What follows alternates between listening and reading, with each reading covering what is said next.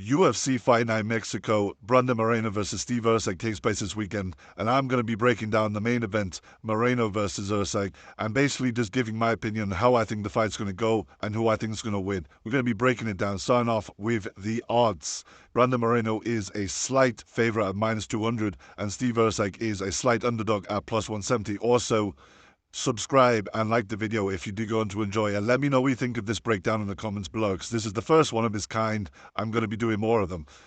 Next, the build. Erceg does have a slight advantage in height of 1 inch. Some people argue if it is actually an advantage or not. I think it is, and I think they are kind of relevant. And Moreno has the advantage of 2 inches in the reach. Now, moving on, what does every fight do when they start? That's not as poorly worded. Well, how does every fight start? On the feet, striking. Now, in terms of striking, Moreno is very good at striking at range. He does have a reach advantage in most of the fights he has, because everyone at flyweight is tiny. So 70 inches is very good for the division. He will have a reach advantage in this fight, which basically means that he could be right, he could be striking at range for a lot of it. Now, he also has very good strike timing, which does go hand in hand with striking at range.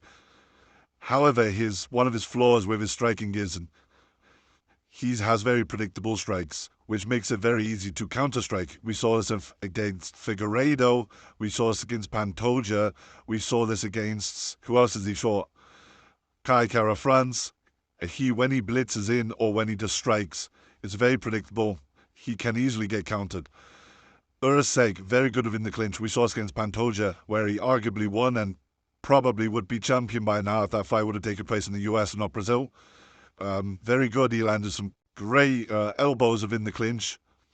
Solid jab. Was working out that jab very well against Pantoja.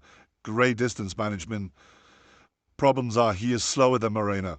Slower than Moreno, absorbs too many strikes, and he also got carried at 125. We cannot look over the fact that he got carried at 125. That should be a crime. He should be put behind bars.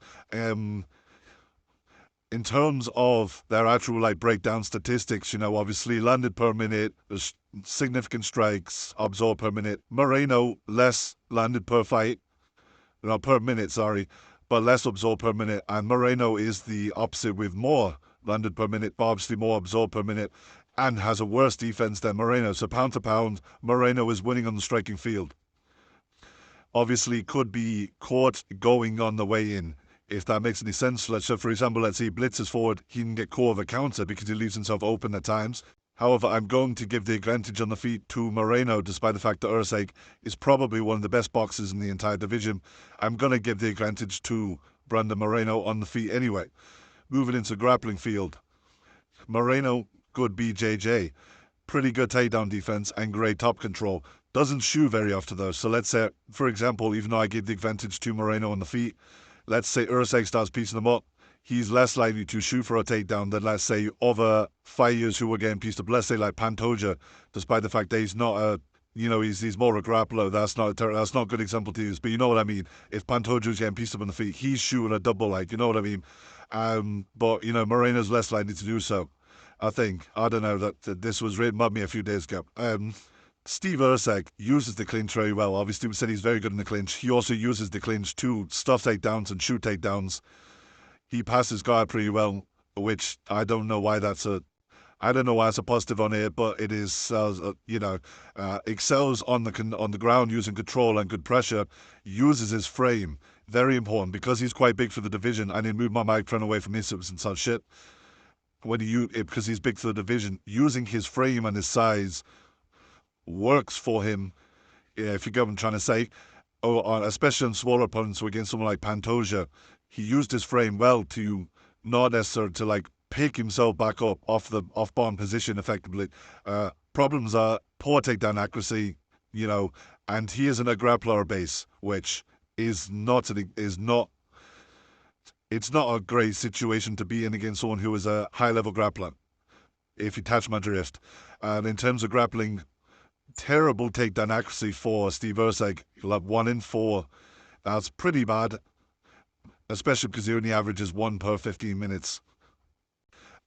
Submissions where no one really cares, and Moreno does have bad takedown accuracy and takedown defense, so I'm going to give the grappling advantage to Brandon Moreno. Overall in the fight, I feel like it's going to be a striking matchup. I don't think, unless Moreno gets caught with something big, maybe on the way in, maybe Steve Erceg gets piece him up on feet. I feel like he might shoot a takedown. But I do think he's going to stay on the feet for the majority of it. I think Moreno might just piece up Erceg, especially come off the win. He 5-0'd Ali. Ali, what is his name? Ali. I know his name's Albazi, but it's not Ali Albazi, is it? Because that's a really bad name for his. No offense to Albazi. That's why it's something like Iranian, isn't it? I can't even fucking far out. I'll be back in a second when I find it. Amir, that's the one. Amir Albazi, that's the name, not Ali.